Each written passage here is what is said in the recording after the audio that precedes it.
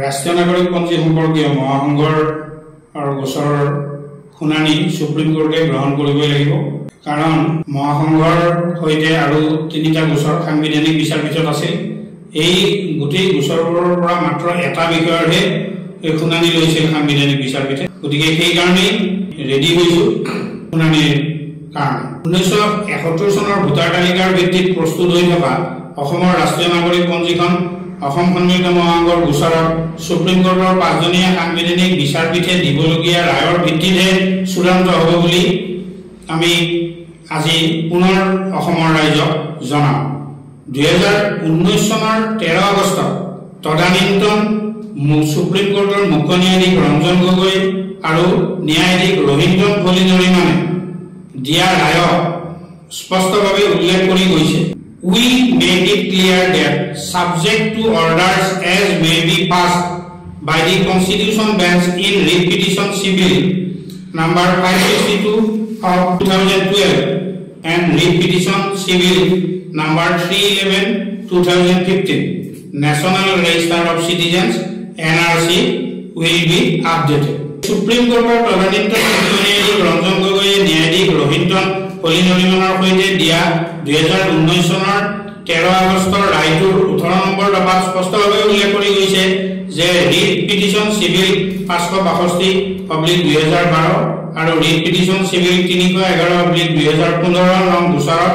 সাংবিধানিক বিচাৰপীঠে দিবলগীয়া হুকুমৰ ভিত্তিতে ৰাষ্ট্ৰীয় নাগৰিক পঞ্জীখন উন্নীত হ'ব অসমৰ জাতীয় সংঘ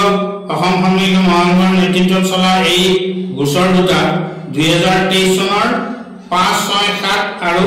12 ডিসেম্বৰত অনুষ্ঠিত হোৱা সুপ্ৰিম কোৰ্টৰ পাঁচজনীয়া সাংবিধানিক বিচাৰপীঠত বিচাৰৰ বাবে তালিকাভুক্ত আছিল কিন্তু তদানীন্তন মুখ্য ন্যায়াধীশ ধনঞ্জয় যশৱন্ত চন্দ্ৰচূড়ৰ নেতৃত্বাধীন পাঁচজনীয়া সাংবিধানিক বিচাৰপীঠে এই বিষয়ে কোনো শুনানি গ্ৰহণ নকৰি পেলাই থৈ গ'ল সুপ্ৰিম কোৰ্টে মই মতালেৰে মহাসংঘৰ গোচৰবোৰ বাতিল কৰিব নোৱাৰে কাৰণ তদানীন্তন মুখ্য ন্যায়াধীশ ৰঞ্জন গগৈয়ে দীঘলীয়া শুনানি লৈ মহাসংঘৰ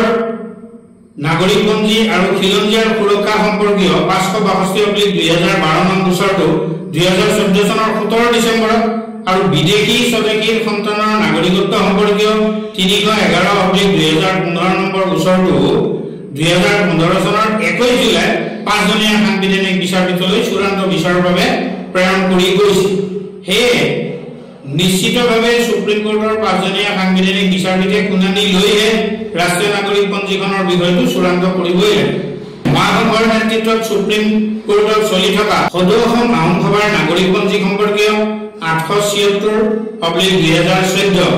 আৰু নাগৰিকত্ব সংশোধনী আইন সম্বন্ধীয় 7 গৰাকী বিশিষ্ট নাগৰিকৰ 68/2016 নং গোচৰৰ শুনানি সুপ্ৰিম কোৰ্টৰ পাঁচজনীয়া সাংবিধানিক বিচাৰপীঠে গ্ৰহণ কৰি ৰায় দিবই লাগিব বুলি আজি স্পষ্ট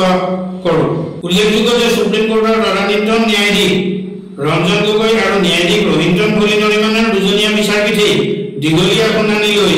সদৌ অসম আহোম সভাৰ 876/2014 নং গোচৰটো 2015 চনৰ 1 ডিসেম্বৰত আৰু 68/2016 নং গোচৰটো 2016 চনৰ 16 মাৰ্চত পাঁচজনীয়া সাংবিধানিক বিচাৰপীঠলৈ চূড়ান্ত বিচাৰৰ বাবে প্ৰেৰণ কৰি গৈছে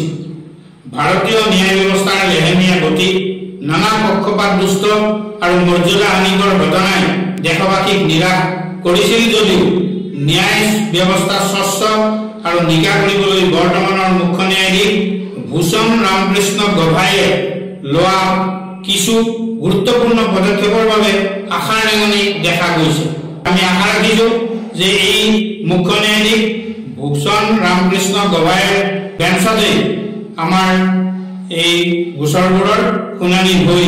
নিশ্চিতভাৱে এটা ন্যায়সংগত ৰায়দান হ'ব এই সংবাদমেলত মোৰ সৈতে টাই সাহিত্য সভাৰ সভাপতি ডক্টৰ হেমন্ত কুমাৰ গগৈ আৰু মণিপুৰী সাহিত্য পৰিষদৰ শিৱসাগৰ জিলা সমিতিৰ প্ৰাক্তন সভাপতি কিৰণ সিংহ উপস্থিত আছে